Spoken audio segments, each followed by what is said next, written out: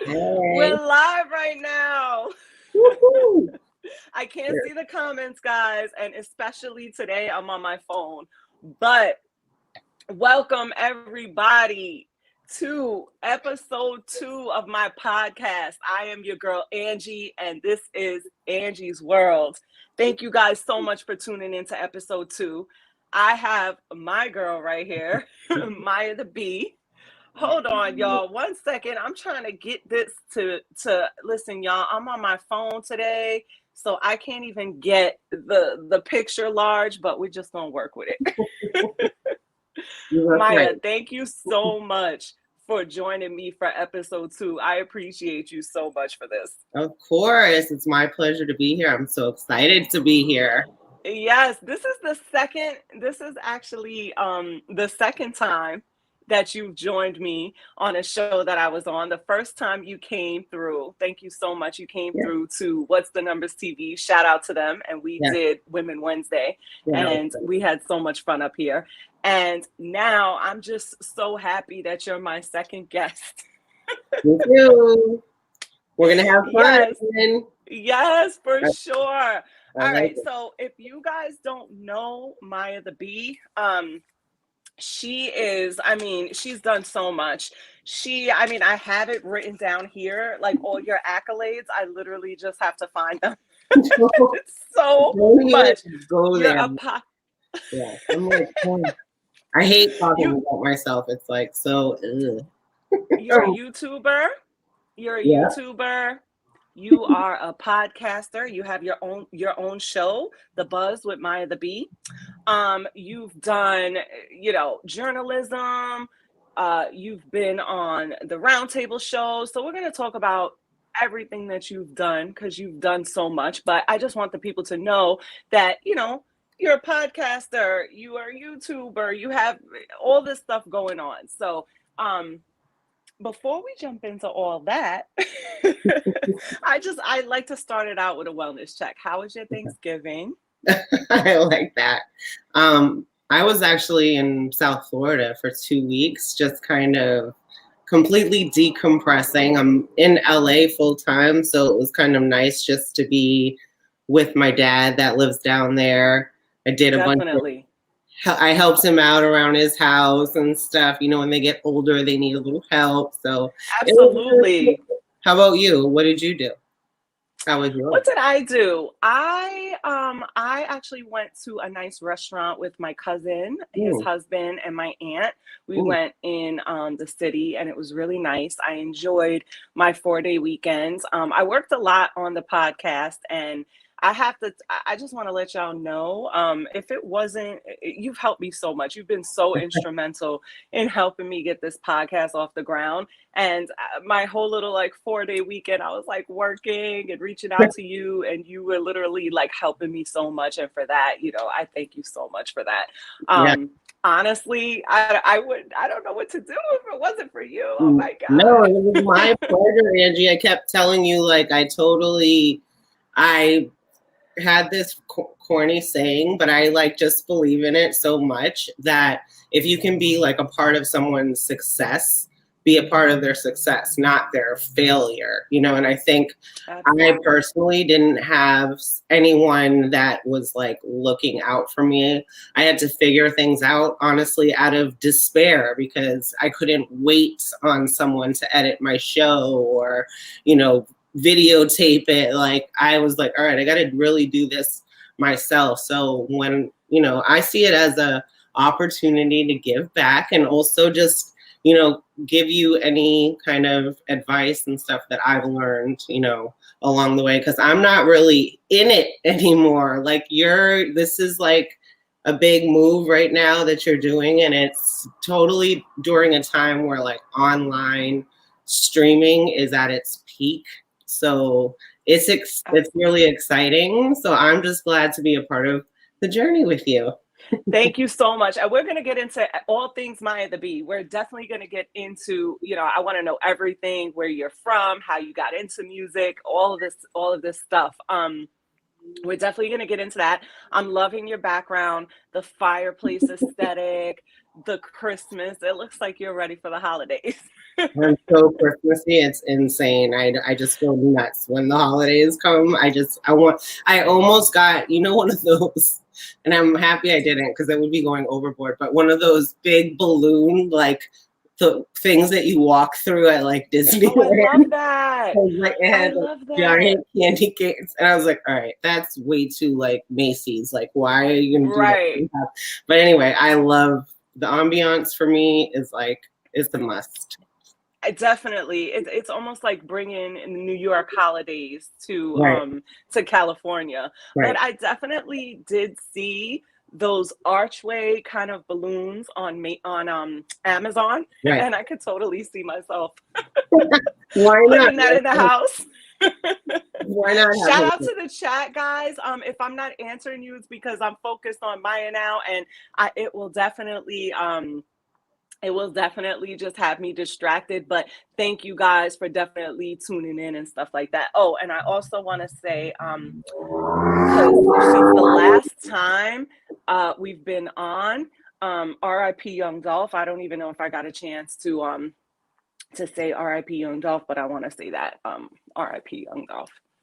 And all right, Maya. So I got some questions for you. Okay. Where are you from? Okay, so I'm born in Cambridge, Massachusetts, and then I like to say I came of age in Brooklyn, New York. So I feel like I kind of got the best of all worlds in regards to just being like raised in very diverse cities. Also, like I would say being a teenager in the 90s was probably the best year to be a teenager because of the music, right? So, and definitely like Boston was a very ahead of its time because just, so close to New York, you'd get all the music. This is before, this is when we had BET and MTV, but that was it. There was no like internet and this and that. Nope. So that generation, I just felt like we grew up in the best time for hip hop, like the golden era. It was just amazing. So that's pretty much. And then I came to New York. My sister actually was in the music. She was a signed singer to Sony when she was 16 years old. So I was like always back and forth from New York and kind of got my taste in the music industry, just seeing her at such a young age, through being a female, like a 16-year-old, and kind of seeing that disgusting male dominated industry where she's just a little kid and, there was a lot of nasty executives and things like that. So that was pretty much like the first, I was like, all right, this is, I don't like this kind of, I don't like the inequality about it, but at the same time, it drew me because I was like, I think I can make an impact in this industry, and make something happen. So it was a challenge at the same time. So yeah. So did your family move to New York because of your sister's music career, or how old were you when you came to New York? So my sister she was about 16. I was 18. And we basically came here because of that. She needed to be and then she ended up going to college there. I ended up going to college in Boston. So we were kind of like back and forth. And that's really how she had to be here for like the studio, and she was working closely with like the A&Rs at that time were the ones kind of putting in all the work. So you really had to be close to them. So, but then even my sister ended up graduating high school in San Francisco in like 6 months. She needed to, and then started to go to college early at 17 in Pace University. So she balanced like a lot of stuff at the same time, school and like, deal at that time that, it was really hard to make it in that industry, period. And as a woman, alone, it was definitely challenging. So I think that, being her sister and making sure that, she is always looked after was really important to me, because guys were trying to take advantage left and right. And if they saw that you were not, nobody was around, they would definitely, it was like predatory at the end of the day. Oh, absolutely, because this is before the Me Too movement, Mhm. and she was also young. Was she a singer, a rapper? Did she go ahead and move forward with her music career, or if you don't Yeah. mind me asking? Yeah, no, she was kind of a singer rapper. Basically, her sound is very similar to what things are out, like Doja Cat and the kind of Okay. music now that's out. She did do summer jam. She had she was on a record with this artist in, I forgot what year it was, but his name was Ricochet. He did, it was like a woman empowerment record, and she did a bunch of, summer jams and stuff like that. But really, she excelled at writing, and it was something that she liked better after being on the road and performing in front of a lot of people. She actually had like a lot of social anxiety and had a hard time getting up on stage. It was like a lot of prep talk to her, like trying to get her to, you're like, it's going to be okay. It is intimidating when you go out there, and, these people make it look so easy, but that is Right. legit a talent to be able to get out there. And she's scared you might fall, you might, miss a note, you might, whatever it is. It's just, it was very, I think, scary for her. And she didn't like that part. So she really kind of went after that kind of mild success. That was at Universal. She started really writing. She wrote for Khalees. She did some stuff for like Britney Spears, Bilal. Like, she started writing. But honestly, for both of us, I think we realized like how cutthroat the industry is. Like, I went into music journalism, and that was really hard, being a female, and also being, I wasn't Black too. So it was. We're going to get to all of that, Yeah. but let me rewind back a little bit. So with your sister, Yeah. when, any family member is signed to the music industry, it's like the whole family is signed, because, you guys as a family unit have to come together and sort of, protect each other, protect the finances, look over the contracts, make sure no one's getting taken advantage of. And it also gives you that keen eye to the music business at such a young age. Mm-hmm. Now, going back to Maya at 17 in Brooklyn, when did you decide, when did you fall in love with hip hop, first of all, and when did you decide you wanted to enter the music business? And then we're going to go into what your first job was in there, and we're going to go up from there. Okay. Yeah, I think music wise, I think I was 10 years old, or maybe younger than that. And I remember just listening to like Nice and Smooth and De La Soul. It was honestly one of my best friends as a boy. His older brother, who was like 6 years older than us, he had like a bag of tapes from like Al B. Shore, and he had brought it to my house for my birthday. And my parents were not, they're immigrants. Old school. When we're first generation American, they really weren't involved with Daria, that's my sister, her music career, because they didn't believe in stuff like that. I really didn't tell them about a lot of the things like being a writer and a lot of things that I was proud of, because they don't understand chasing a check. They're like, if you're not getting paid for something, it doesn't mean anything. Right. Daria got advances and money, but in the music industry, it's not like an every 2 weeks type of dish out. Absolutely not. So yeah, my parents really just didn't understand that. But I honestly I loved hip hop because I grew up in it. It was a connection with all my friends, just movies that were, I like watching Friday over and over, all I don't know, just everything. Just even the competitiveness between boys and girls that like battle rap kind of brought out on the playground. You know, you kind of got like, I don't know, I was very, very influenced by it. And 50 in particular, I think like the mixtape phase for me was like really, I was so deep into it. My sister used to be like, I was like, are you, she thought like I'm only gonna listen to rap like the rest of my life, because she was like, you're just really like hardcore, there's no R&B, no nothing.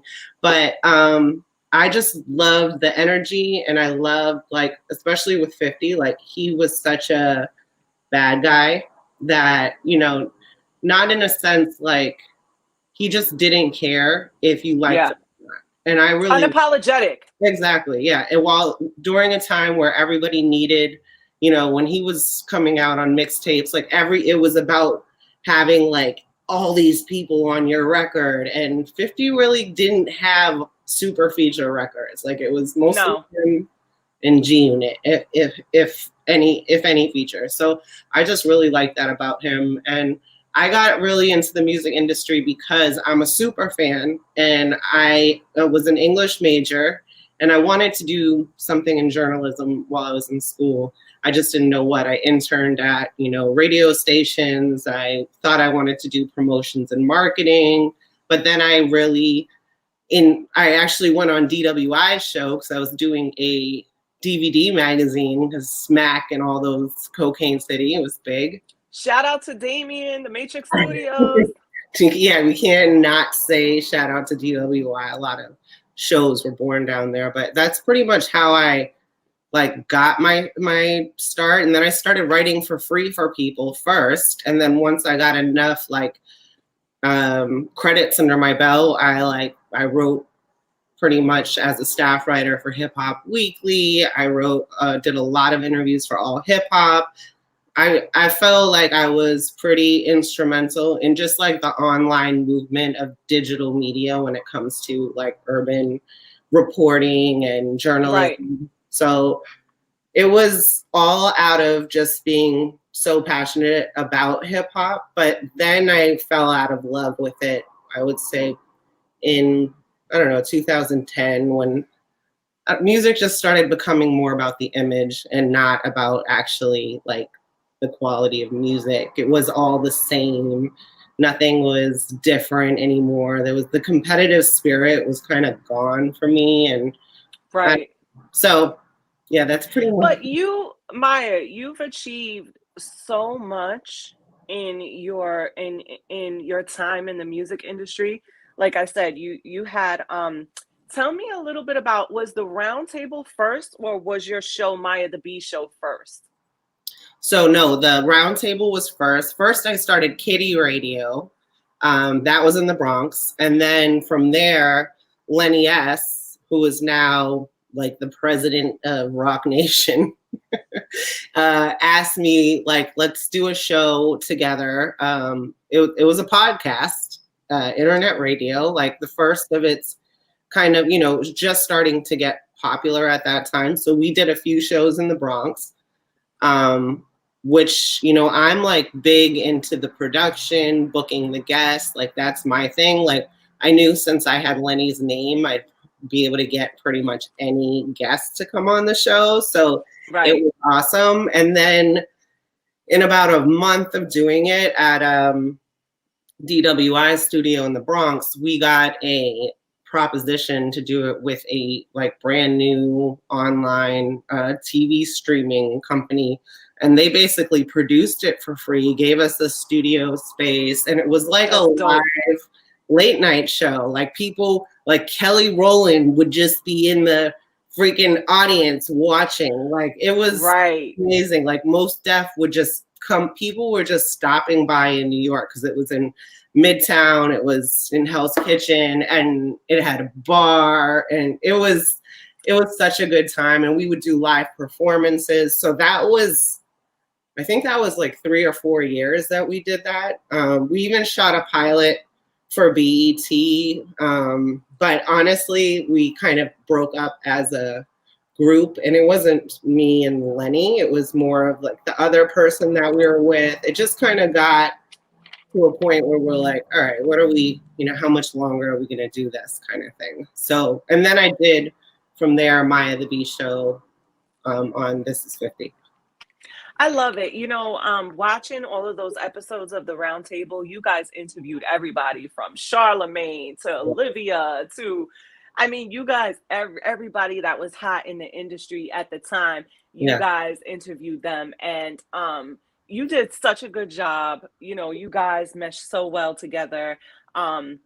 And it was just, I'm sure it was just like a great highlight reel of your career. Yeah. Because I would assume at the time, it was still fun for you. You still loved what you did. Yeah. So that run was about, you said what, about 3 years? Yeah, that was like 3 or 4 years of the Roundtable show. And then after that, I think I did my own show for like another 2 or 3 years.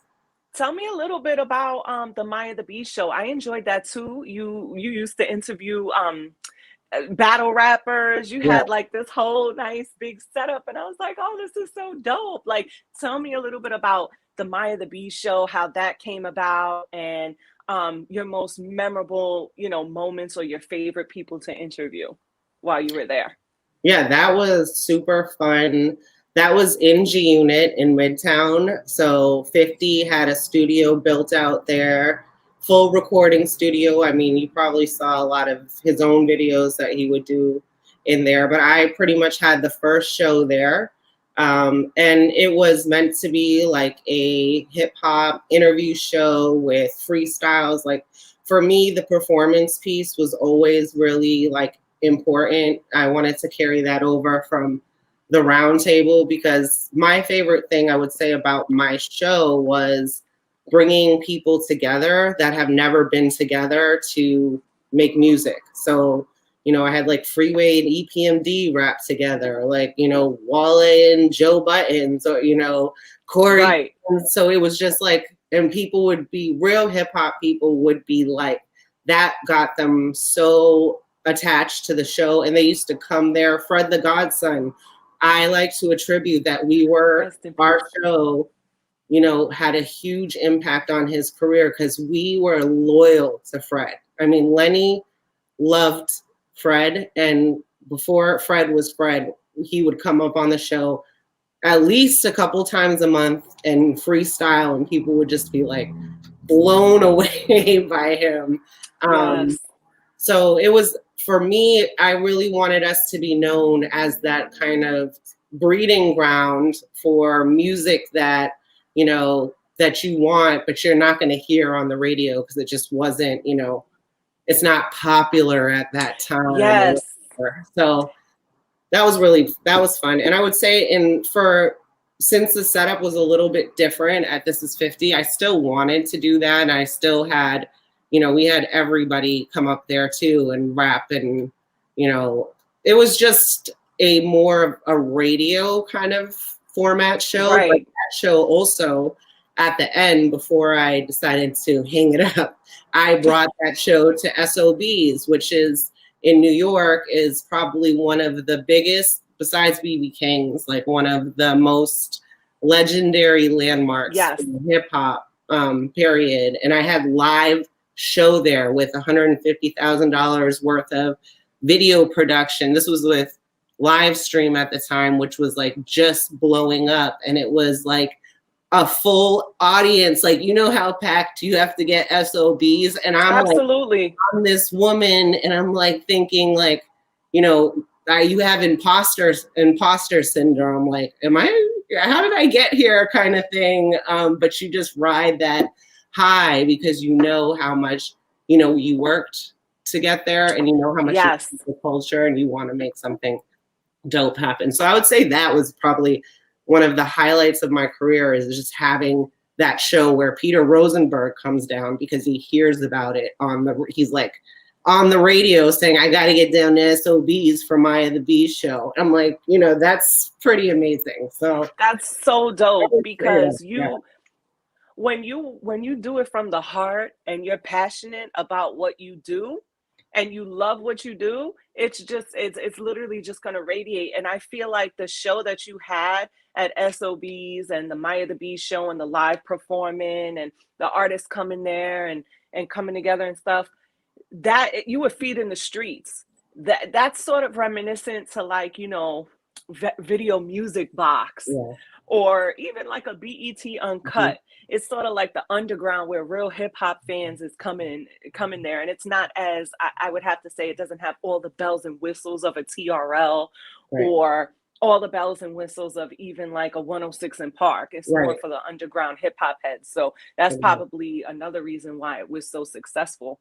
We Yeah. got to bring that back, Maya. We got to come the springtime. You need to come back to New York. We got to bring that back. And I mean, it was a real vibe. I mean, the feeling in there was just so, during that time in New York too, like the city was so just, I don't know, alive. And it was just such Yes. a magical time to be a part of hip hop. And then, but I'm telling you, for me, it's more, I just got sick of the fake shit in the industry. And then also how Yeah. social media has really created, I don't know, you like can be whoever you want on social media, and it's more about like the image at the end of the day and what's the, you know, I don't know, I'm kind of over it, but I'm trying to find because you know, Angie, like I left hip hop and then I found a career where I'm making a lot of money and I don't have to deal with the bullshit. I don't have to chase my money down, you know, like I just do my shit and I get paid for it and I don't Right. think about it afterwards. I then can focus, you know, on my life. And I realized, you know, like hip hop industry was really sucking a lot out of me. And I was Yes.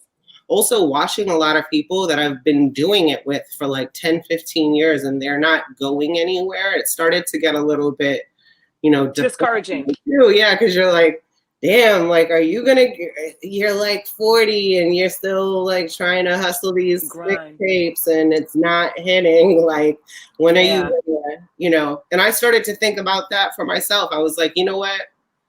You're just, you know, you gave it this a really good run, you know, maybe you'll come back to it, whatever. But so that's kind of where I am with the whole thing. But you know what the good thing about it is now, because you have a career that you are making, you know, that you're comfortable in, you Mm-hmm. don't necessarily have to rely on the checks from the music industry.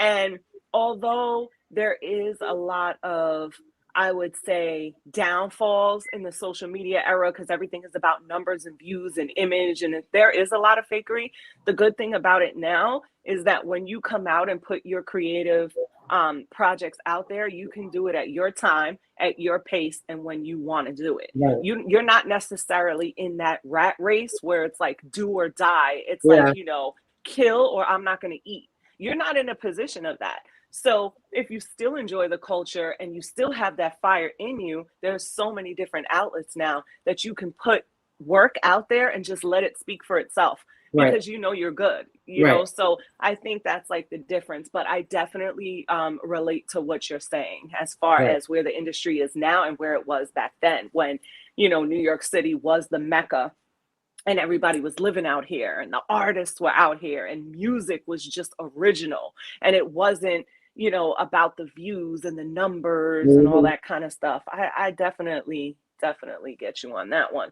So now you did the round table, you did the Maya the Bee show. Tell me a little bit. Oh, and before we go into that, if people want to watch episodes of the round table or check out the Maya B show, where can they find that? You can go on my YouTube page, which is youtube.com/Maya Medina. So it's MAYAMEDENA. And I have all my throwbacks on there, whichever, a lot of like over the years, YouTube has taken down stuff. Like I had so much porn star interviews on there. Nothing like crazy, but just Right. like, you know, just a lot of, I guess, explicit stuff. But I have a BMF interview up there that has I Blue Da saw Vinci. that with That Blue Da Vinci. yes, I get so many comments on that now because of that show, and it's like just shitting on him comments. So it's Yes. actually really funny. But yeah, that's where I, you know, I hide my stuff. Unless you Google me, you're not gonna find, you know, I don't really put everything out like that anymore. But I'm going to put...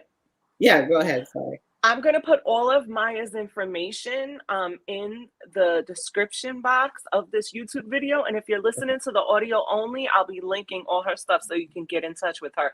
And sorry to cut you off, Maya, but you, being that YouTube, you know, rip those porn star interviews off of their platform, it would be dope if you start like a Patreon or OnlyFans and put all your uncut interviews on there. And that would be pretty dope. Or even a tier level membership for YouTube for people to hear those, because you did a lot of legendary interviews. But go ahead, what you were saying. I'm so sorry to cut you off. No, I don't even honestly remember now. I'm like, but I wanted people to know where to find you. Okay, so we did. So now let's talk a little bit about the podcast. Tell me how that started. And I enjoy the podcast as well. You guys can find Maya the Beast podcast. It's called The Buzz with Maya the Bee. Yeah. And it's on all streaming platforms, Apple, Spotify, and everywhere. You guys need to check it out. I highly, highly recommend. She has a lot of great interviews on there. But tell me a little bit about, you know, what made you have the idea to start the podcast, and, you know, some examples of interviews you might have on there, or just a little taste so people could know. Yeah, no, I honestly, like, I do miss, I'm like a creative person, and I like, you know, I do all the editing for my shows and all the promotions and stuff like that. But I also miss talking about things. And there was a lot going on, the George Floyd, it was a pandemic, you know, and I was, you know, we're all kind of quarantined. So I'm like, let me do something with myself. And a lot of my friends were, you know, everyone was quarantined as well. And I was like, let me just play around and see if I want to do something that is less pressure. Like, it's not that I have to get the top artist that is out right now, but I can get, you know, my friends, people that I, you know, and actually do more like current events type thing, and like that I want to do, not so much what the culture is telling me I need to have in order to get views. So I actually like reached out to people that I really respect, like Amadeus, who has, you know, he's a multi-platinum producer. He has a residency with Trey Songz at Las Vegas. You know, he's just a really smart guy. He gives back to the community. Like, and I wanted to do with him, you know, we did his top 5 beats, and then we also did top 5 beats that he wish he made.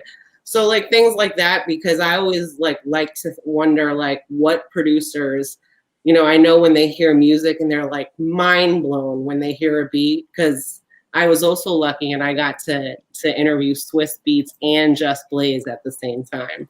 And that's so dope. It was just like, because you're asking about samples, you're asking about, you know, like, how did you come up with this? Like, it's like insane. So when you really are like that type of person that you pay attention to those things, like, these conversations are like gems to you. So absolutely. Yeah. So I did like conversations that actually, I talked to a narcissist abuse coach, like talking about digital media. I had Ramona and Lady Luck come and talk about like how posting relationships on social media fucks your whole shit up. So you really shouldn't do it. So just like more laid back, and I felt like I could do stuff without having any pressure on me that, oh, she's trying to come back. No, I'm doing this for myself, just to have something to do at the end of the day. So I'm on a little hiatus. I did 2 seasons, and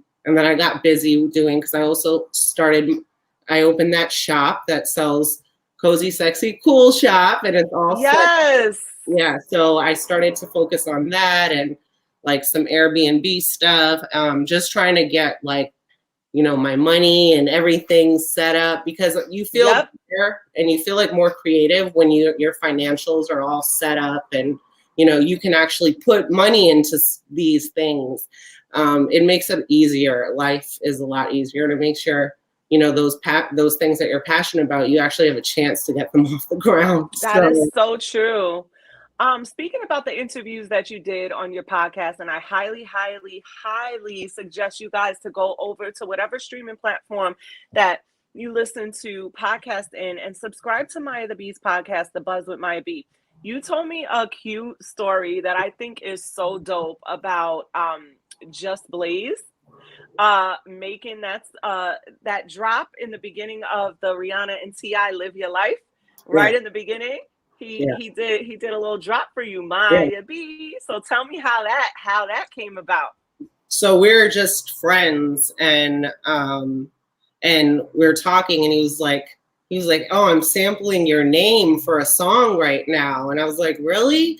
And I kind of did not even think about anything like after that. And he's like very humble. Like, he's not going to say that again to me, or, like, hey, this is it, like, you're not wowed by this. But I was like, oh, okay, whatever. And then I hear it and I'm like, oh my, this is a huge record. And it's so distinct, it's like Maya, Maya. And I think that's some 80s record. I forgot what record that is that he sampled it from. But I mean, that is a pretty big, I'm like, I can tell that story. That's a good story to tell. And anybody with the name Maya could basically take that story and run with it now, because people will believe it. Yes, that is super dope. That is just like, you don't have to do anything else in life. You got your name on. Yeah, exactly. I'm like, I can die now. I can die. I'm good. Exactly. Oh man, that is super dope. So definitely, guys, check out the YouTube, check out the episodes of the Round Table, check out her show, and tell me a little bit about, now that you did so much in entertainment, you've interviewed so many people. Tell me a little bit about the new business venture you have now with your Cozy Sexy Cool shop. So if you go to Cozy Sexy Cool, it's an online boutique, and Maya sells velour suits and accessories and all different things. So tell me a little bit about how you tapped into that. Okay. Well, that was really because I love wearing sweats, but not like just dingy, like, sweats, but just like cute sweats, and feeling comfortable that, you can go out and you still look cute. And then the whole working from home thing, like, I'm not going to be dressing up to work from home. Like, you're lucky if I have a top on. I mean, that's pretty much, you're going to get that. I probably will not have pants on, but I was like, let's make something comfortable for people while they're at home. So that's really where it came from. And I just immersed myself in like YouTube tutorials about Shopify, how to start, Fashion Nova, which is pretty much wear it once and throw it in the trash clothes, is like insanely profitable. They're like the #1 Shopify store. And I was like, if people are buying that trash, like, I can get in on this whole thing. So it just, absolutely, I saw a gap, and I was like, there's a big gap in the market. I think I can come for this, but it's really hard. It's expensive. You have to learn advertising and how to, it's challenging, and there's days that I don't want to do it. I'm like, ugh, fuck this store, but then I remember like how hard I worked on it. And I'm like, all right, you're going to just you're going to take a break, but you're going to, give it your all tomorrow. Okay. So setting goals, and honestly, just, I'm trying to set up multiple streams of income like everyone is, because this country is not set up for us to win, the middle class. So you really need to, get these Airbnbs going, like, whatever you can to get some more income, do it. So yeah, that's what I'm doing now. Absolutely. Oh my God. Like, listen, she is a jack of all trades. She's an Aries. Shout out to the Aries ladies. She's an Aries. She's a boss. She's a female hustler. You're doing your thing, Maya. And like I said, man, you're not leaving yet because we still got more stuff. I don't want you to think I'm ending this, but no, like I said, you have been so instrumental in helping me get my podcast off the ground. We've been friends for years online. I almost feel like,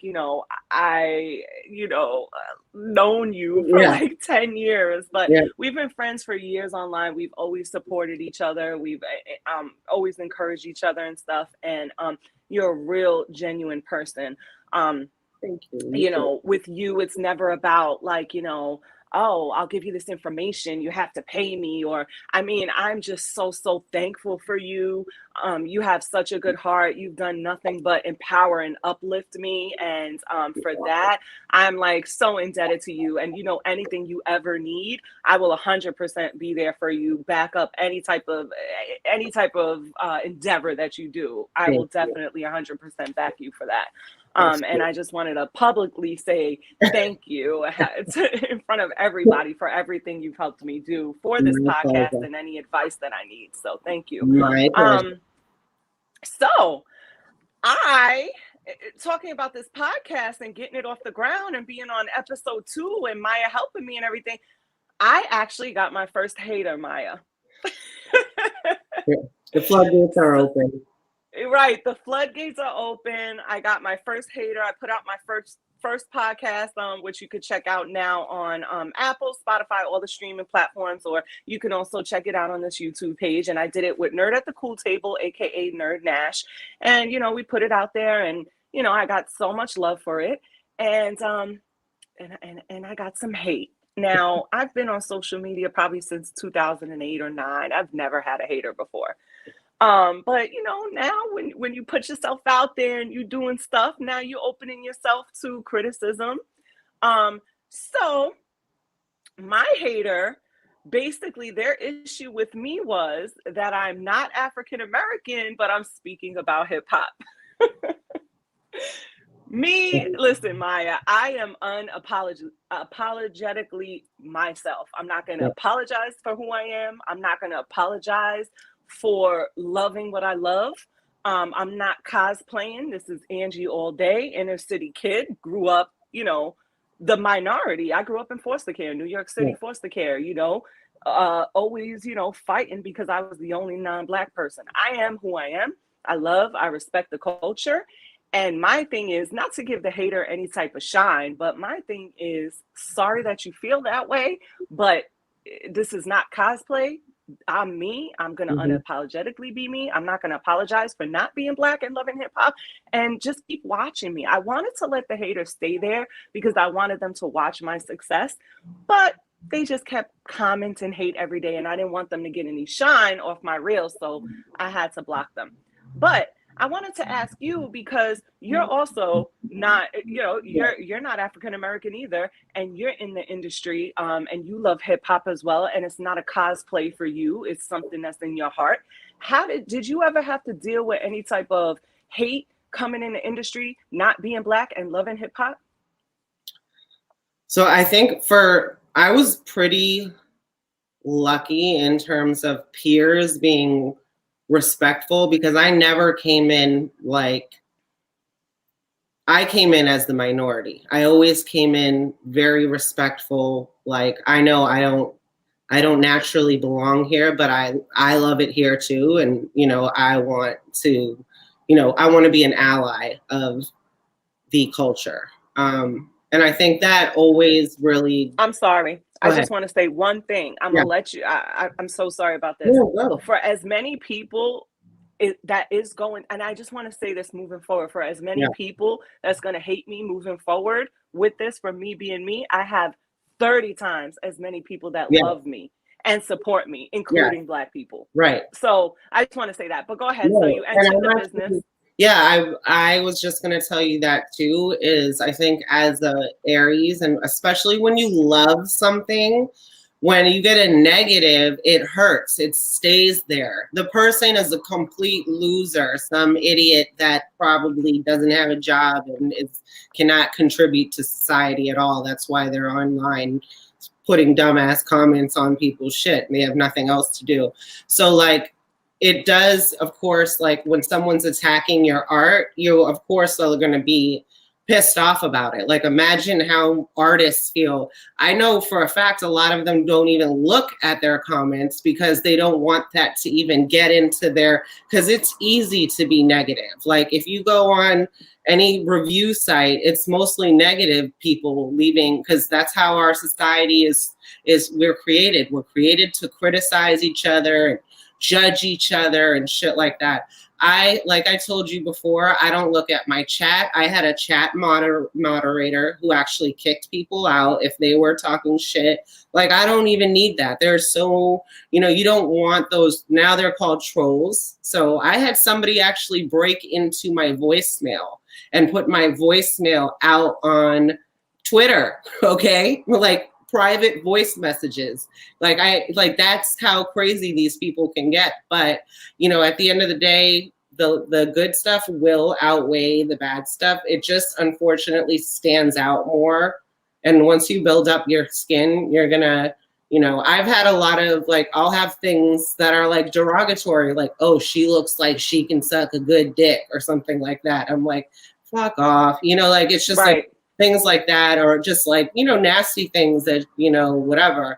And people don't have shit to do. And I try not to even feed into it, and I would suggest the same for you, because you really love what you're doing. Don't let some negative bullshit from someone you have no clue. It probably is somebody that is, too. That's right. That's the sick shit out here these days, is like people are such haters. It's ridiculous. But just focus on the love, Angie, and your love for what you're doing. And it's not, you'll never be let off track. Thank you so much. And yeah, I definitely didn't let it get to me. It motivated me because it shows me that I'm doing something right. And it showed me that I just have to keep going because I have a purpose. And I love the culture. I respect the culture. I was, excuse me, raised in it. Yeah. And yeah, like I said, I have so many people that the love, like what Jada Kiss said, the love overpowers the hate by twos. So in my case, a million. I have so many supporters, and so I don't even look at it like that. But and it's so funny because my business page now, the All Things Angie's World page, someone tried to hack into it, like literally like 30 minutes before we came on. So I'm like, wow, I got my first hater and my first wannabe hacker. I was like, I must be lit out here, and this is only episode 2. Get your 2-factor verification or whatever that shit is. I have that. That's how I knew, because in order to get back in, I had to put in my passcode. But so you were saying, like, entering the business, you knew you were the minority. Same way I know I'm the minority. So I would assume you just went in as yourself, respected the culture, and people just loved you for who you are. Yeah, I sometimes laugh at myself because I remember, like, for a while I was doing a lot of promotions for like Uncle Murder and doing some stuff for like Mano and Freeway, and I'd be this, chick with the blonde hair walking around with my Louis bag, like in the hood, but I was like, I'm not like some disrespectful idiot at the end of the day. I was like, hey, and they knew. People knew me at the end of the day, and they, once they know that your intention is good and you're there to help, you're not there to shit on or make fun of something or make a scandal of stuff. Like, you're really there to move the movement. People respect that, and I felt safe everywhere that I went. And I was with everybody, like everyone. And I felt completely safe because I knew, first of all, like my own karma and how I treated people. So a lot of people protected me in a sense because of the way that I treated them. So absolutely, that's what counts at the end of the day, I find that for myself too. The personal relationships I have with people know my heart, people know that I'm genuine. And they just F with me because of that. And that's and I'm like that with people as well. I fell in love with hip hop. I think I had to be about 7 or 8 with glasses. This little white girl with glasses. such a hip hop nerd at that age, and it was just something that I always knew, you know. And just seeing like Angie Martinez, Oh yeah. me being about 12 or 13 and seeing Angie Martinez, and I'm like, wow, I could see myself in someone Right. like that. And she was just always an inspiration for me. But this is not about me. This is about Maya. So I did want to I did want to mention that hater story to you because I Yeah, just that thought was it was good. funny. But yeah, we're not gonna focus on the haters. We're gonna focus on the love. And shout out to the chat because if you guys are listening to the audio only, I do a live chat every Saturday at 8 o'clock with a guest. So I have some people that are tapped in. Thank you guys so much for tapping in and Yeah. checking out me and Maya the B. Let's move over into some current event news that I Okay. wanted to tap in with you and see if you know what's going on with that. Juicy J and 3 6 Mafia versus. Did you check that out? The fight with is that Right. Bone Thugs, right? Yes. That Yeah. the whole big scuffle. I was just like, what? These guys are old men now. I mean, they're probably 50s, right? So I don't know. It took it. I mean, it just took it to a place where it didn't really. The good news is, I think that they squashed it, Pieced it right? up. Mm-hmm. At They the pieced end. it up. So as long as that, I mean, but it was just kind of corny. So I don't know what kind of prep the Versus production team does, because the Shaka Khan one, like they should have done some wellness check with Shaka before they let her out like that. Because I mean, I'm sure she's looking back and was like cringing about that. So, and then this whole thing, like they should do some sort of round table together, because, you know, I loved the one with DMX and Snoop just because DMX was so out of it and Snoop was really trying to carry the show, like Yeah. doing the songs with him. It just showed like real camaraderie that you like. That's what I want to see at the end of the day, is that like that brotherhood between, you know, these artists, not to see a fight between these grown ass men. I mean, I don't know. What did you think about it? Absolutely. I didn't get a chance to check out the show yet, but I did get, you know, the play-by-play highlights about, you know, the fight. And, you know, Swizz had some grievances that he aired out in the comments Right. about, you know, certain finances and professionalism and people showing up under the influence. And I think that he's noticing a lot, and hopefully for the next verses, they'll reel some things back in. But you know, I mean, Bone Thugs and Harmony and, you know, 3 6 Mafia, I love both of those groups. And I'm gonna check it out. Like I'll watch Yeah. the replay and stuff and see, because I want to see Crossroads, I want to see Juicy J, Band to Make a Dance. I mean, there's a Yeah. lot of classics that each side has. So I wanna see it. But I'm just really happy that those men were able to piece up whatever issues they have with each other, get the bag and do it for the culture. Yeah. um yeah. So another news that just broke today. CNN fires Chris Cuomo. Did you hear about that? Yes. Thoughts? Okay. See, I am a huge Andrew Cuomo fan. I like love Same. how he handled the pandemic. I was like, Same. fuck Trump. This is our president. I want him up there, because I was watching him in LA. Like, that's the comfort level he was providing me, because I was Yes. feeling, you know, all of us were scared as shit. Now, do I think he harassed women? Being a female that has also been harassed, you know I would hate it if women didn't, if I wasn't believed, it would be horrible. But at the same time, I know how New York men are at the end, and Italian New York men at that. Like maybe he's a little too touchy feely. Like I don't know. I just don't want to believe it about him. And I love his Same. brother. Like he's the best one. Him and Don Lemon are like the best on CNN. And what he evidently did was reach out to the people that alleged like the harassment by Andrew Cuomo. So he's basically, I guess, wanted to see, is this really true? He went and he was trying to talk to the people that said that Andrew harassed them. So I guess that's like tampering with that. I don't know what they call it, but I call it, trying to help your brother out and see if he can help. If your brother says, I didn't do this, like, you're going to come to his aid and try and get to the bottom of it. Because, you're not going to just let this guy's career, who he's had a great career. He did great things for New York, Absolutely.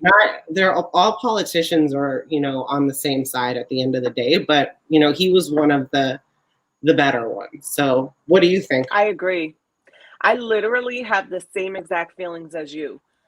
During the pandemic, I believe that Governor Cuomo handled, because when you look at the 50 states, and I'm only going to talk about the US now, California and New York had the biggest jobs. The governors of each of those states had the biggest jobs out of all the other states. And to the level of greatness that Governor Cuomo handled the pandemic, I was watching California. California was watching New York, because whatever they did, we did. Whatever we did, California did. And I feel like, I can't really speak about how the you guys' governor handled it over there in Cali, but I could just say that I think he did a phenomenal job calming the people down, being a great leader, being the voice of reason. Mm-hmm. He reminds me of my Uncle Juju, which is my grandfather's brother. Uncle Juju passed away. But he just reminds me of my Uncle Juju. And I don't know, I just had a good feeling about him. I just felt like he had a good heart. But again, and I just want to preface this, because this is going to go out online. And again, we're not like, for me personally, like, this is just my opinion. I, don't know anything, it's just my opinion. But I also think that the relationship that he had with Donald Trump was not a good one. And I do believe that this is a premeditated smear campaign stemming from the beef that he had with the president. And whatever allies that the president has in the government, I believe that their sole purpose was to take down Cuomo and now take down his brother. So it's almost like, when you work at a company, let's just say all the politicians are one big social group or one big company. It's like when you have that one that's blackballed and then everybody just starts turning against them. I feel like it's all behind the scenes trickling down on them. And that's kind of like my opinion. I don't want to believe that Governor Cuomo did this, or former Governor Cuomo did this with these women. And I don't believe that Chris Cuomo should have been fired. But again, I don't know these people's lives, but this is just my personal opinion about that. I feel like you do. What'd you say, Maya? I said, I guess we will see. It'll all unfold before even CNN is reporting their own shit. I was like, I just walked by my mail room, and it's like CNN. Was Chris Cuomo fired from CNN? I'm like, how do you have that as your own fucking story? Trending topic. It's just anything for the views, Yeah, anything for the views. But man, shout out Chris Cuomo, shout out Governor Cuomo, former Governor Cuomo. I hope that your name is cleared, and I wouldn't stop. I wouldn't stop trying to clear my name and trying to go hard, because what's happening right now is not cool. Right. Okay. Tristan Thompson, baby number 3, allegedly on the way with personal trainer. Thoughts. God, I was like, if facepalm was a person, it's fucking Tristan Thomas. Because what an idiot! Like, he is a complete scuzz bucket. He's for the gutter. He's not even for the streets. Like, he's a complete. I don't know why anybody. That message that he wrote, this personal trainer of his. I don't know if you saw the message about threatening that he's not going to be in the child's life. Yeah, I saw that. $75,000 check, and it kind of looked like he was writing that just so he could appease Chloe, because Chloe's probably flipping her shit like it's over, and he wanted to look, but I said I'm going to have nothing to do with it. Hey, actually, that looks even shittier. Like, she's not going to want to be with some guy that is going to disown a kid. Like, you couldn't control your penis at the end of the day, and now this child is going to have to suffer for it. So, yeah, absolutely. I think it's a shit show. And they're super big on family. So that's why I'm hoping that those text messages were like doctored up, because I couldn't see in any world that any of the Kardashians would stand behind that man saying he's not going to be in the child's life. He's going to be unemployed. And just like the tone of that, I'm like, no, the Kardashians would He never. wrote I don't think they would stand. I definitely think he wrote that. It sounds like something that a guy who was trying to get out of, owning up to something that he did. He's completely guilty, and the fact that he would even put that in writing, I think it's only that's his last attempt to try and tell Khloe, like, there's nothing going on with us though. Look, I completely cut her off. And it's just like, you look even worse, dude. Like, I wish that Brittany Renner chick got a hold of him and got his ass. Oh, she would have him by the ball. It would be so great. That would be a perfect way to end Tristan Thomas, whatever his name is. Thompson. Tristan Kardashian. But what's even more sad? I don't even think the kid is 30 yet. He's not even 30 yet. Oh, this Tristan Thompson. Yeah. He's a complete. He's not even 30 yet. It's like, you're doing all of this. Like, at this point, you need to get neutered. Whatever they do to dogs, that's what you need to do. Get neutered. Exactly. And Khloe, hello, like, what the fuck? Let this guy. He's cute and everything, but he's gonna keep embarrassing the shit out of you. Do you want to continue doing this? Because that's what he's gonna do. He's not done. And honestly, he's cute. Like, aesthetically, at first glance, he's attractive.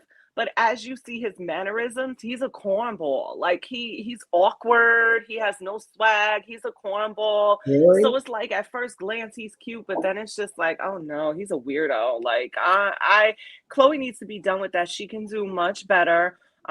Hopefully she levels up like Sierra and finds herself a Russell Wilson and leave prayer in her life, because that's what saved Sierra at the end of the day. She needs to go listen to Summer Walker's album and listen to Sierra's prayer, because this chick is completely, I think I would feel bad.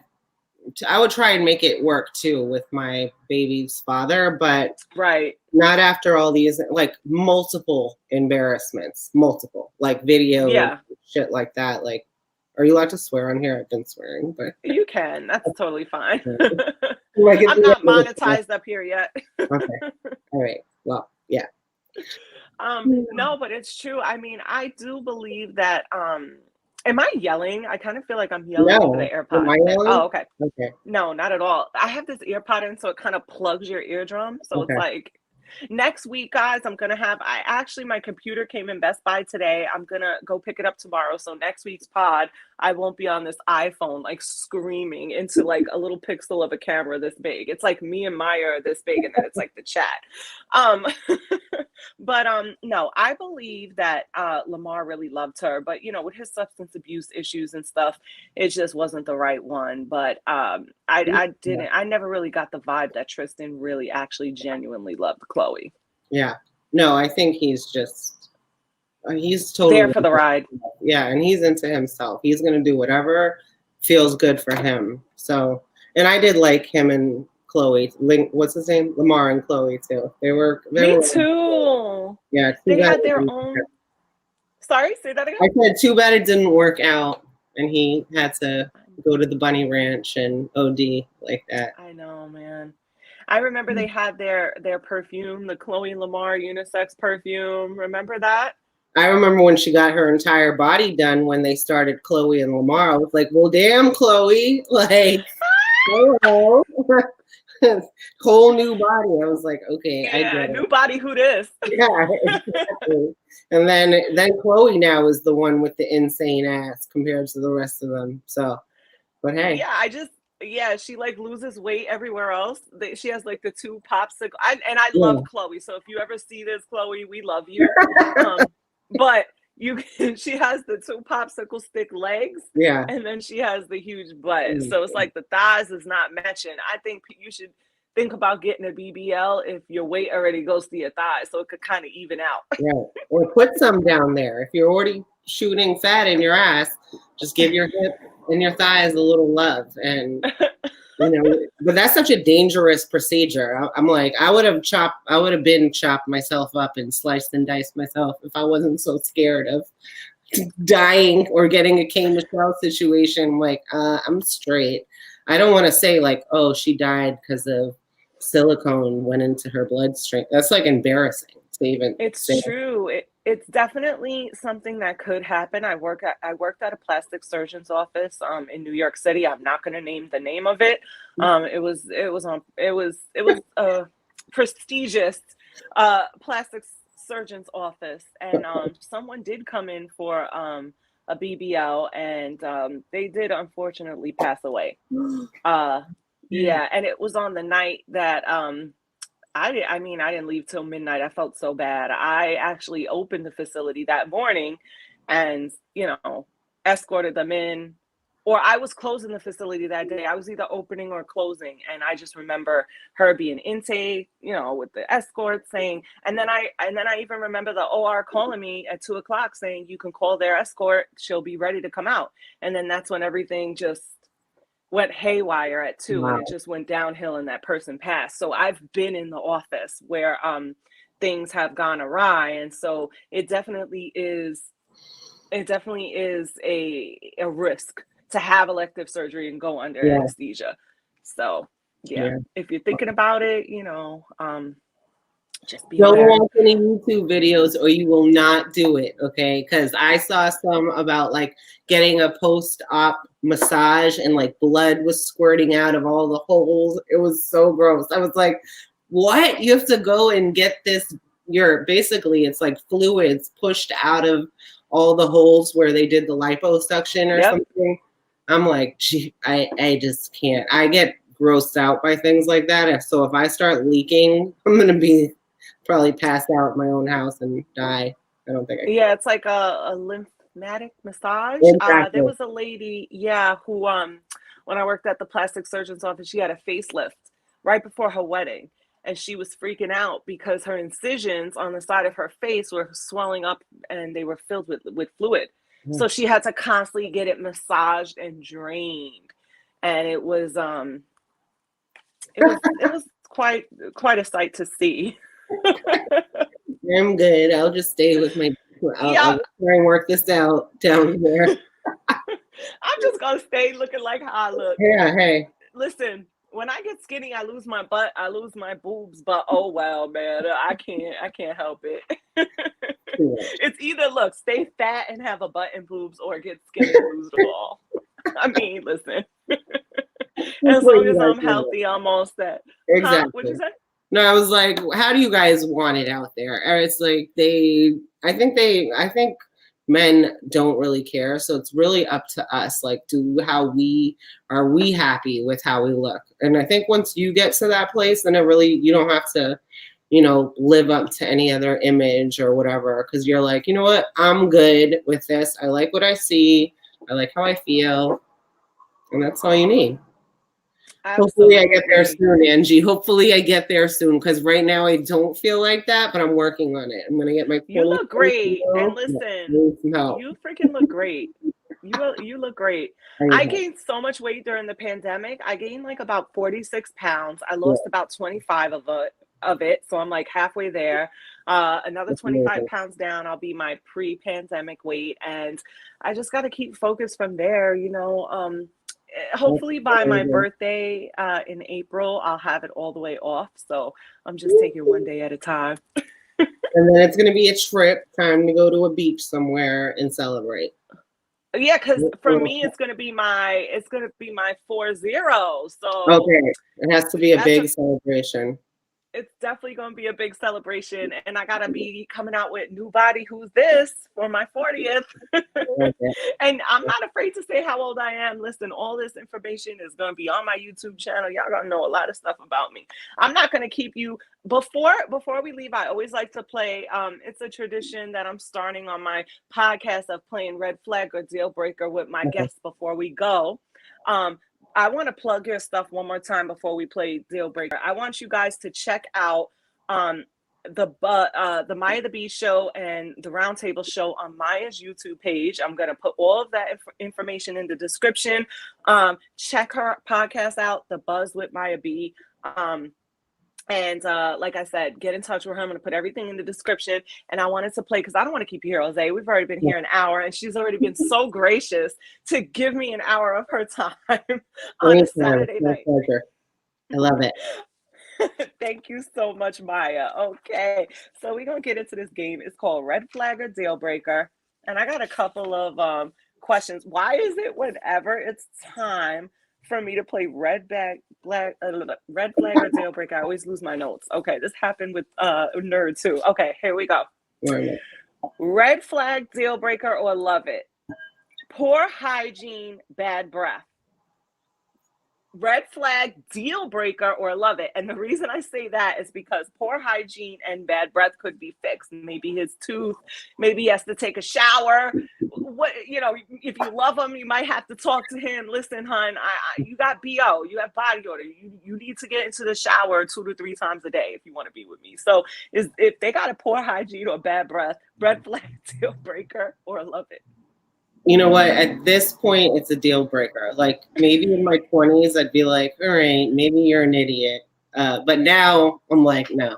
If you don't know, you're a grown up. If you don't know that your breath stinks, I think we're all wearing masks now. If you're not fogged up by that, you know, I know for a fact you're smelling bad breath.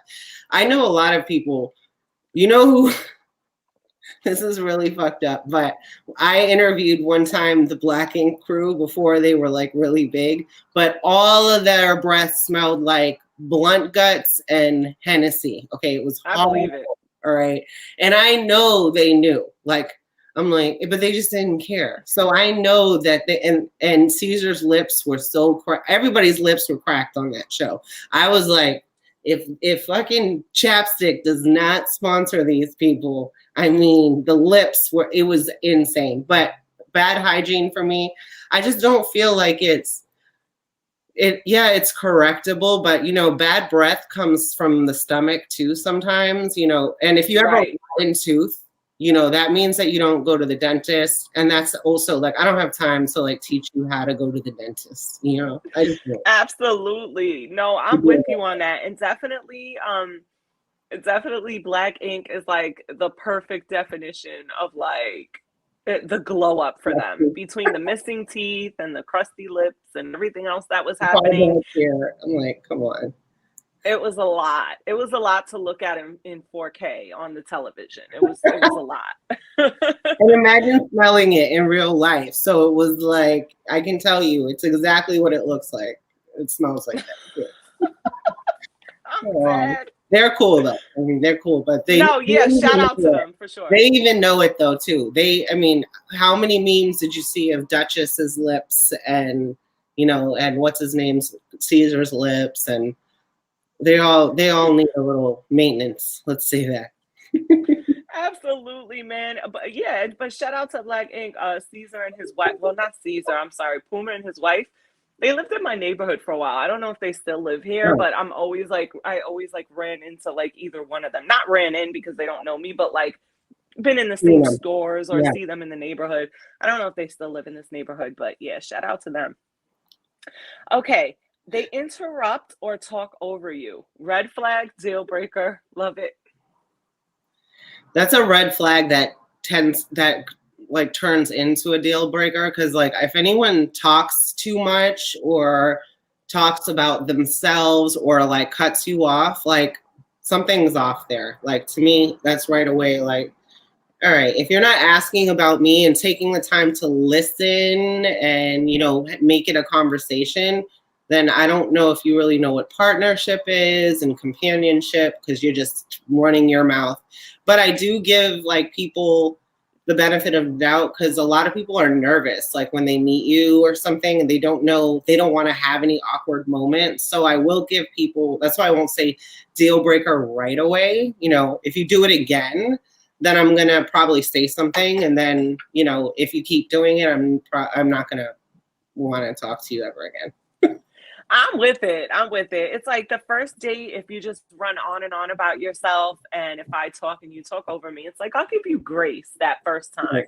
But if it's a habitual thing with you, you got to go, Exactly.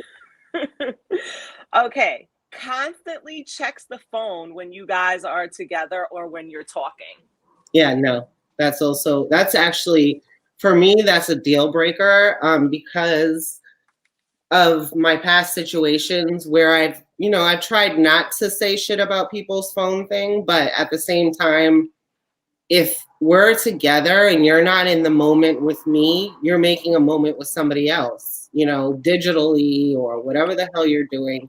And that to me is like total deal breaker. I don't want to fuck with you if you can't, zone out and be with me while I'm present there. So yeah, deal breaker. What about you? Absolutely. I mean, same here. That would have to be a deal breaker for me because if you're that addicted to your phone, if you can't, I've been out with people before and it's just me and that person Right. and they literally cannot stop looking at their phone or typing or put it down. And it's like, hello, for that, I might as well be out by myself. Like, Exactly. Even yeah, if so it's for a girlfriend, I'm not fucking with that girl either. Like if I'm hanging out with a group of friends and one of them is just stuck on her phone the whole time, unless it's some like emergency with family at home, I'm not gonna go out with you again because why are you, right, same. stuck on your phone the whole time? So I just Same. You want to live in that universe, you can do that on your own. But Mhm. to why spend time and hang out or Exactly. why date, someone that's going to constantly be in their phone? That's definitely a deal breaker for me. Exactly. Why can I ever find? I'm going to start numbering my pages. That Like, was because fun. this I is love your crazy. game. Thank you. No, I have more. I Okay. have more questions, but I don't understand. Oh, here we go. Doesn't believe in celebrating holidays. Red flag, a deal breaker, or I love it. Well, I see all that Christmas stuff, so I don't know how you could date my the being uncelebrate I holidays. know, because I'm a holiday, like, if you're just a cheap bastard and you don't want to celebrate because you don't like giving gifts, then I'm going to find that out right away. Because I do know men like that don't even want to do acknowledge Christmas and stuff. Because there's memes about that, like breaking up with people before Christmas, but that's legit a thing. Like, they don't want to have to buy anybody anything. So, That's a um, mess. I'm not like, for a man, I don't need you to like celebrate, but as long as you can respect my celebration situation and you don't give me shit about it and you let me go crazy, then I'm totally fine with it. With you not being into it, as long as it's not like some cheap shit that you don't want to Right. give me a Christmas gift, then that's the only problem I see. Absolutely. Same for me. I would say that it wouldn't be a deal breaker for me, but it would be a red flag because some religions don't believe in celebrating holidays. So are you just are you what is that? What religion is that that doesn't yeah, or agnostic or the ones that knock on your door. I forgot Oh, the Jehovah's Witness. Why am I like, yeah, are you like yeah, it's like brain fart over here. Are you yeah, Jehovah Witness? Do you like, what is your deal? So, but if it's like you said, if it's about just being cheap or yeah, about being a Grinch or just having a bad attitude, no, I right. definitely no way. So, yeah, that's a no for me. Okay, so never offers to pick up the check. Red flag, deal breaker, or love it. Deal breaker. And I'll probably find that out on like the first date. And I'm not even that girl that's like, if you can't pay for me. But if you're out here as a man dating, like, I saw you post something like this. We've all post stuff. It takes a lot for me to get dressed. I Yep. want to make sure my lashes are done, my nails are done, my hair, because I want to feel good. So then if I have to show up after putting myself together and pay for my meal, that's going to piss me off because absolutely. I'm like, what did you do? You just rolled out of bed and sprayed some Axe on and you're here. You know, like, what the fuck? So I just feel like when you're dating, especially as adults, like you have to be ready to put your best foot forward. And I personally want my man to be a provider. I don't need him to like provide for me fully. I need, because I'm a provider. So if you can't do the same stuff that I can do, then it's just not going to work, you know? But yeah, I don't play that shit. That's a big red flag to me. Like and then, you know, something else that happens, Angie, is that men are going on multiple dates. So they want to save their coins too. They're like, let me see who I can get to pay for this.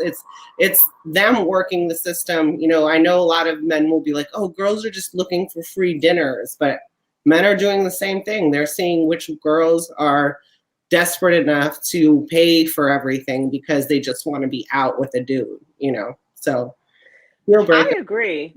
If that's my man, I don't mind picking up the check once in a while, but usually the men that I date, they feel uncomfortable if I even try to go for my purse or pay anything. They're like, are you crazy? Right. Put your purse away, put your bag away. And like we said, you know, a man could complain about a $200 date. It costs $200 plus for us to get ready between the nails, the hair, and everything. What do you think it takes to be able to look cute for you guys going out on a date? Like, so it's, you know, everybody is coming out of their pocket for that. But if I'm dating a guy in the beginning, like before I really find out if this is someone that I like, I don't like to lock myself into like get dressed up 2 to 3 hour dinner dates. I like to do coffee dates first to even see if I like this person, because I've made that mistake before where I got all dressed up and now, you know, we have reservations and now I'm at this dinner and this guy is nothing like what I expected, especially before FaceTime and before all this stuff. And it's just like, oh God, now I'm here through 3 courses plus dessert with this person that I don't even want to be sitting across from.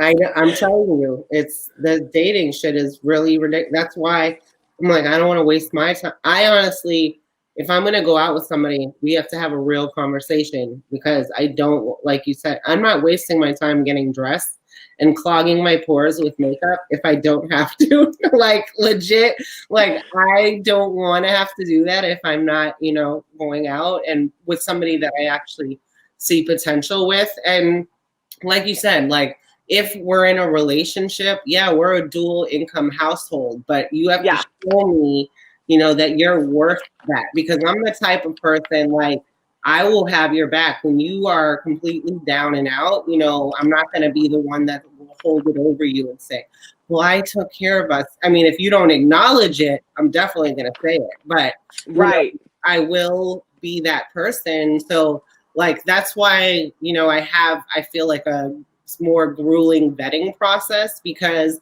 I know what type of person I will give you everything I have. But that's why I think I have to be more careful, because my, you know, I'm so nice that I'll do it for the wrong person. And it's happened before, you know, and they suck you dry and then you do it all over again. So now I'm like, I'm not doing that again. Exactly. No, I'm with you on that, girl. We cannot allow, no way. Okay, so still good friends with their ex. Red flag, deal breaker, or love it? Yeah, I haven't said one love it, because that, to me, I also, that's like a deal breaker to me. I know I'm jealous, but not in a like, I'm more territorial. I won't say jealous. Right? Same. That's an Aries thing, man. Yeah. We are territorial. Yes. We have to be number one. Exactly. Maya, that's why we get each other, because we're both Aries. Yeah, I don't do that shit. I'm like, I'm not gonna, why do you need to be, even though I'm friends with so many of my exes, you know, same here. Probably all of them. And, you know, but I would cut them off if my man was like, listen, I don't want you to, and I've done it before, you know, I've had to unfollow like one of my best friends because the guy I was dating felt uncomfortable. So and then when we broke up, I'm like, can you unblock me? Because let's be friends again. But I know. I don't feel comfortable with it. So, I think I'm like, it's not unreasonable to ask, and if they're too protective of that relationship, that is a big, to me, like, deal breaker. Because I'm like, why are you protecting that so much? Like, right. Why are you going so hard? Yeah. And I'm supposed to be your future, and because that's who you're going to be. I'm going to be with you with every, why don't you go be with that girl then? So yeah, no. Yeah, no, I'm with you on that. You're not going to be still active friends with your ex and Right. me and you are together. Sorry, I'm the number one woman in your life. Exactly. You're not going to be friends with your ex, going to your ex's family's house for functions, still going to play basketball and stuff with her brother. I don't need you, or whatever, not trying to be overly active, involved in their life and good friends. Because the question was still good friends with their ex, not still cordial and see them on social media and double tap a like good friends. No, that's not going to work for me. Yeah. Doesn't like what? I write this stuff down and then I don't finish my thought. This happened with Nerd too. Anyway, I was going to write, I know what I was saying. Doesn't like pork, but is that a red flag or deal breaker? Are you like for someone doesn't like pork, like doesn't eat bacon, doesn't eat, like they're just like, I'm not a meat eater. Is that like a red flag, a deal breaker, or love it for dietary choices? I don't eat meat actually. So if a guy wants to eat meat, I'm not somebody that, I do it for my own health reasons. I love animals, I still am a vegetarian and I have fish every now and then, but me too. Yeah, we have that in common too. Yeah. But ever since watching, what is it called? Seaspiracy a year ago, like I stopped kind of eating fish too. The flesh thing is starting to gross me out. So I won't like what's a little bit of a red flag for me is if somebody doesn't drink. I'm not looking for an alcoholic, but at the same time, like if we go out and I have a drink, like I don't want to feel judged or like, that is a little bit of a red flag for me. I hear you. Have you ever dated somebody that doesn't drink? Yes, because some guys that I've dated, they don't drink, but they might smoke marijuana. Okay. The thing with me is I have a rule, which if you do anything excessively, like I'm a person that I will not date a man that excessively drinks or excessively smokes. Right. And then, of course, hard illicit drugs are totally out of the question. Right. But if you are like an avid weed smoker that's excessive, I can't do it because there's going to be functions that we go to, weddings, funerals, different things that we're going to be around different people. And I don't need to be coming in with my partner and you're coming in smelling like a cloud of weed. Right. Like you need to be able to turn that off. If we have to like move and shake and get things done, I can't have you smelling like weed, looking high, being sloppy. And that's the same thing with alcohol. I can't date a man that excessively drinks because if we got to move and shake, I don't need you coming in smelling like alcohol. Yeah. Your breath is on people looking at you crazy. It's too much for me. So for me, it's definitely everything in moderation. Yeah. All right. Me too. Yeah. Okay. A few more questions here. Okay. Has improper grammar or misspells things? Like, like Texas or just like speaks with improper grammar. What is your take on that? Red flag, deal breaker? So to me, it's like a red flag. Like, I think there's like a line between, are you just being careless and lazy? Because I have this other ex who misspells every word, but I try to say, he's like 6'10", so I say maybe his fingers are too big for the keyboard, and he just constant. But it's annoying because it's every text message is like, "What you doing?" But like everything's spelled. Yeah. Like, can you have? I'm like, you can't take 2 minutes just to clearly write the message out, like it's really a shit show. So I think there's like a fine line between, if you're just not educated too, that's fine, because I hate somebody who fakes being educated. Like maybe you're a great business person, but you just don't know English grammar, and that's fine.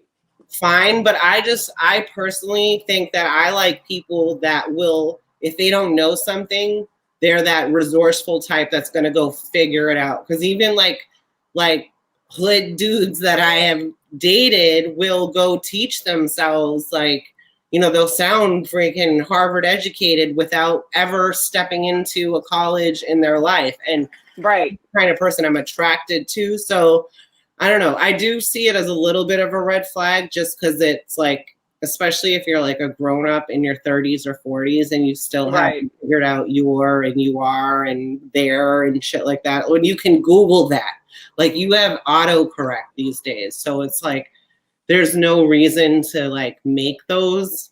And again, I make it once in a while just for like typing fast or whatever, but I judge myself for it. I'm like, quickly write the right way so they don't think I'm an idiot, you know. But I won't say it's like a complete, you know, turn off, but it is a little bit of like, I'll watch out for it after that. I'm like, are they gonna misspell everything? You know. I know. It's you know, for me, I feel like grammatically, like when they speak, I'm not as like the grammar police when it comes to the verbal speaking. But I'm a little bit judgy with grammar. Like if the sorry for your lost, LOST, gets under my skin. The sorry for your lost, or not putting an ED behind things. Like those kind of things just. Oh my goodness. I have to send this to you, Angie, because I saw like a hood. It was like somebody died, but it said, "We sad to announce."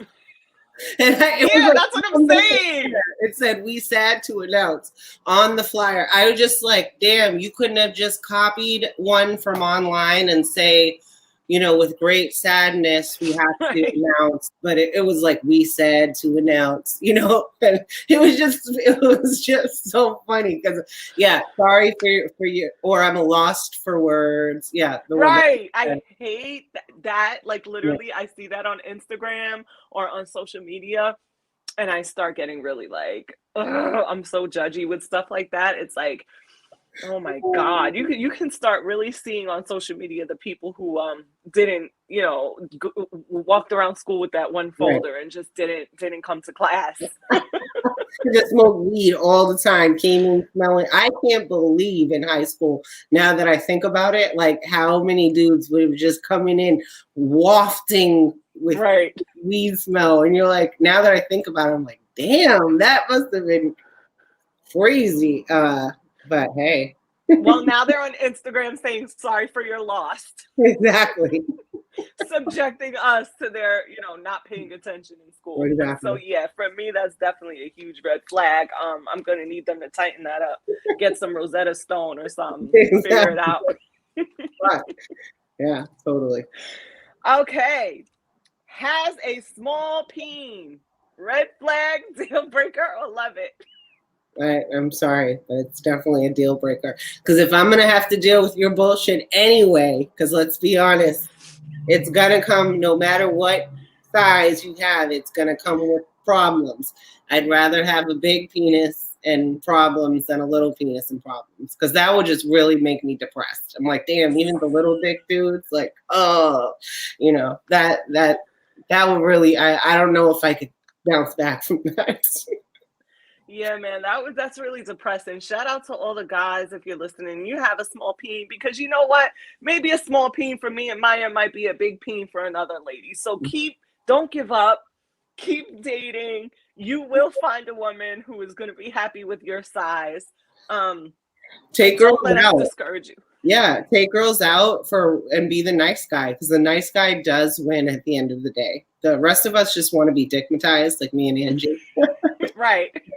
We want to be taken advantage of by dudes that cannot differentiate between your and you are. Oh my God, I want to clap so bad, but I know that we're filming the podcast at the same time, so I have to watch the audio. But just know I'm clapping. Hilarious. Okay, last question. Okay. Doesn't do oral, red flag, deal breaker, or love it? Love it as long as he knows it's a two-way street. So if you don't do it, I don't have to do it, and I'm good with that. We can live like that. Absolutely, absolutely. But listen, Maya, you have freaking been so dope. Thank you so freaking much for coming to my podcast, man. Like, I enjoyed my time here. Thank you for taking the time to just come here and kick it with me, and everybody in the chat and anybody that's listening. Man, you could be anywhere in the world, but you chose to be in Angie's world, and for that, I love you. And now I just want to open the chat up and say hi to everybody who was in here. What's up, Yahira, Sam, the great experience. Oh my God, actually, I'm not ending this. I need you to plug all your stuff one more time. Oh, me? Oh, okay. Yes. Follow me on Instagram at It's Maya the Bee. Everything's on Instagram. The Buzz with Maya the Bee, and then CozySexyCool.shop. And shout out to Angie's supporters, because I've been seeing your, everyone that is responding to you and listening to your show and just leaving you comments and giving you support. So it's really nice that you have that base already that is supporting, because that's really going to help you, go further and further, is knowing, you have these people behind you that believe in you and are tuning in and all that good stuff. So shout out to all of you out there that's helping Angie, live her dream and do her thing. So I literally, it just makes me so emotional, just the outpour of support that I had from, the people who have been congratulating me, listening to my podcast on their AirPods, or, in their cars, and just and supporting me. And I was just so emotional this week when I came out, because I'm just so thankful.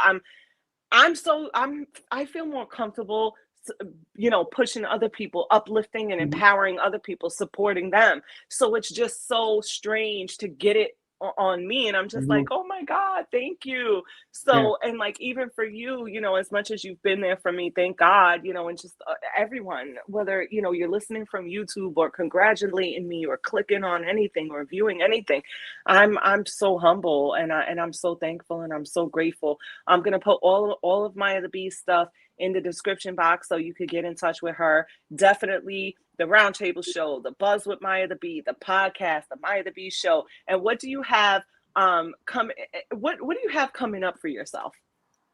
So you have to just kind of follow me, because I have a couple things going on. There's like a sort of insecure type podcast with a bunch of these LA girls. Angie will sit on a couple of those too. I'm just, being a spectator, watching what's going on and chiming in whenever I see kind of fit. But I'm here to support the next generation too, like you, Angie, and, be here to be a part of other people's rides too. So.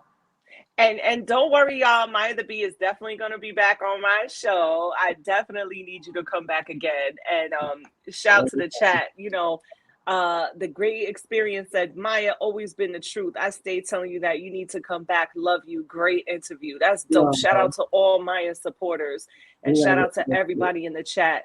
Man, thank you for coming to Angie's World. This is your girl, Angie, and I will see y'all next week, Saturday at 8:00 for episode 3. Maya, don't go nowhere. I'm about to end this live, though. Don't go nowhere. All right, y'all. I love y'all so much. Bye.